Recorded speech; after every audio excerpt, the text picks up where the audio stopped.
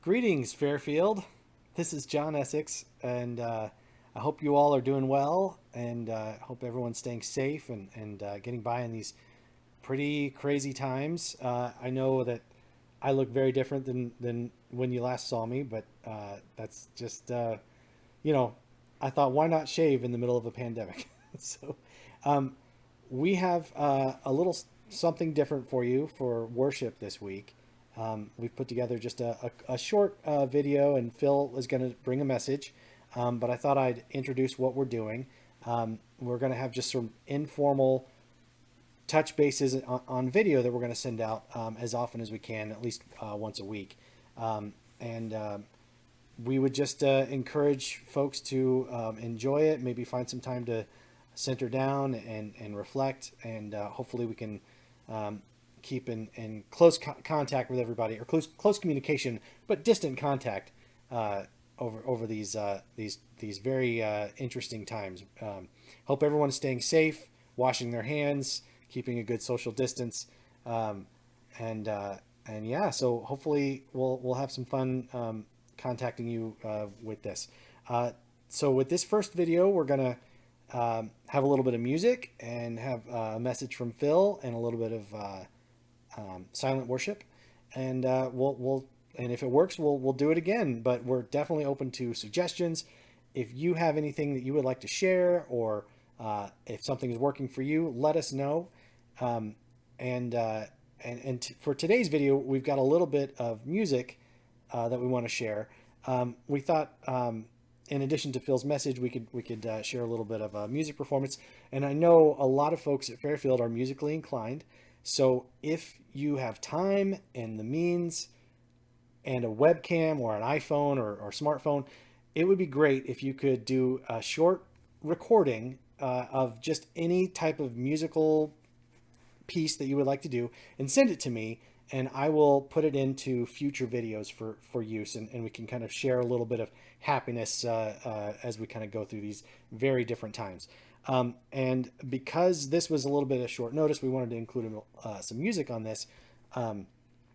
I dug up an old video from about 12 years ago of Laura and I playing The Times They Are A-Changin' on harmonica and guitar. So I hope you enjoy that, and then we'll see you after the music break.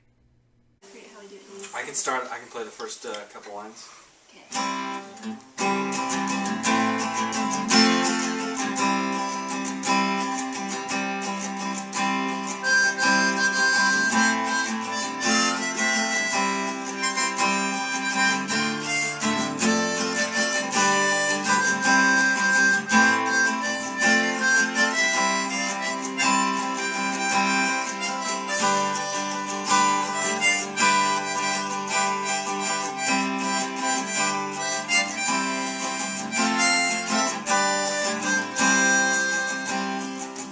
Very good.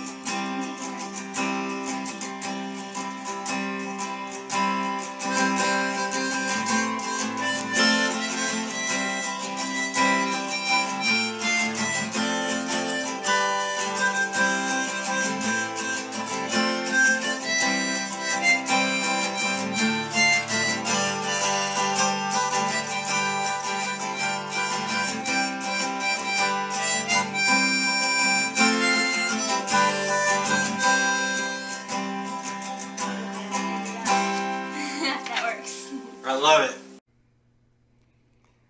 So yeah, that was us playing music from a long time ago.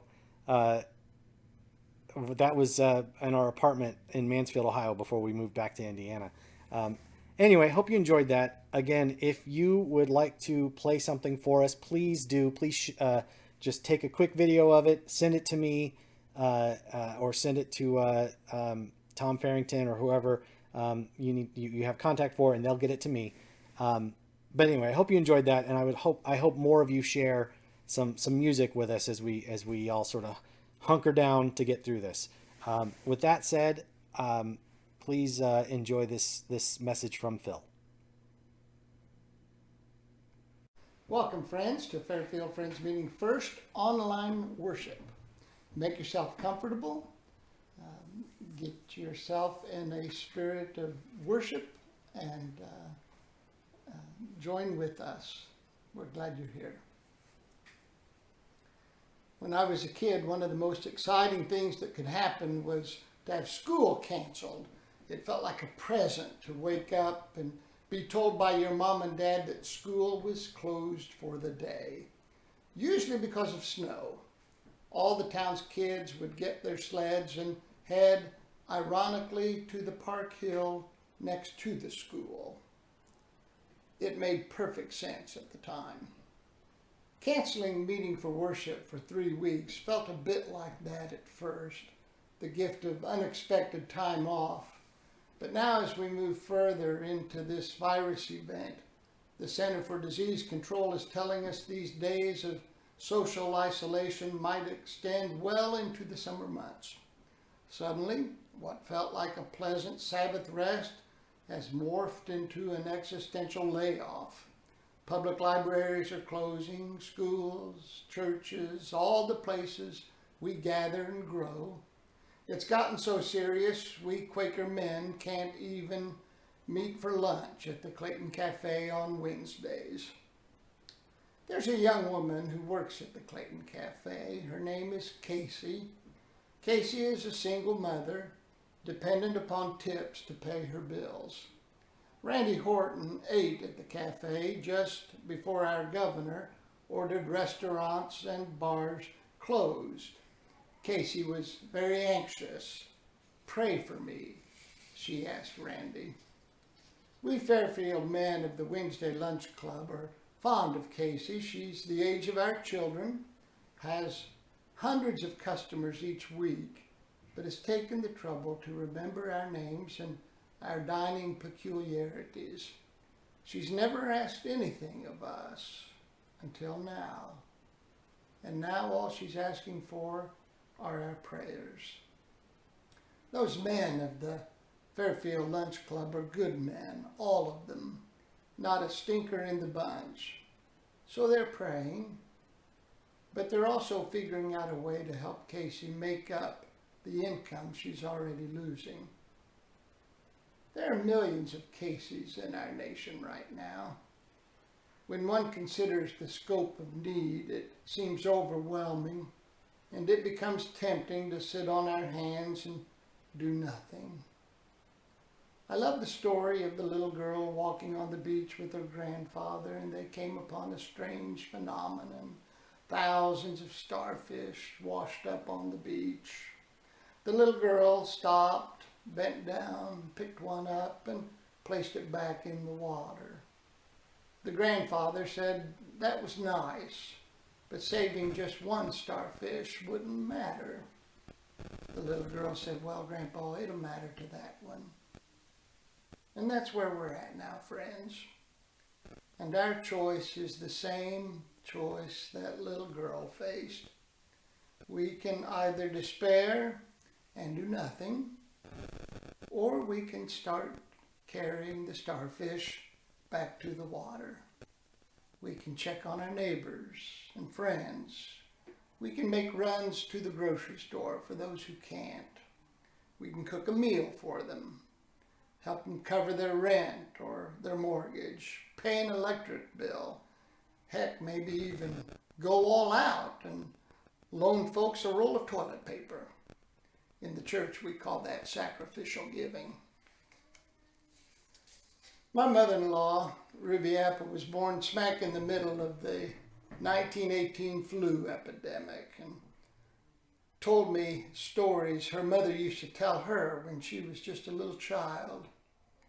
The enduring lesson was this: the ones who came out with their spirits intact were the ones who helped, the ones who shared, the ones who gave. While I'm worried this virus might claim the lives of our more vulnerable friends and family, I'm more worried it will claim our spirits. I'm more worried we'll become mistrustful, selfish, greedy, and self-absorbed. That would be a far greater tragedy. So pray for Casey, would you please? Pray for one another, for our children and grandchildren. but then put muscle to your prayers and help. We're all in this together. Viruses make no distinction between the rich and the poor, the powerful and powerless. They don't stop at a nation's border, nor do they check one's political leanings. In times like these, we save ourselves by saving others. Meeting for worship might be canceled, but life isn't.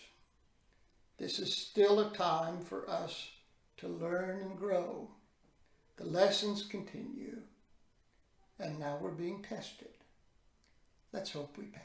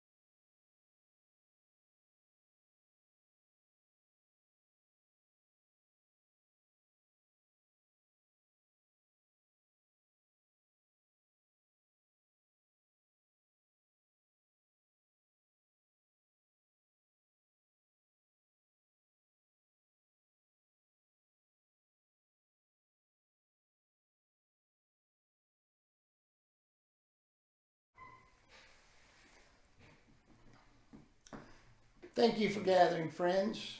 Go in peace, love one another, care for those who can't care for themselves, and we'll see you right here next week. Call if you need any help. My number is 317-446-4923. Don't hesitate to call if you need something. Take care.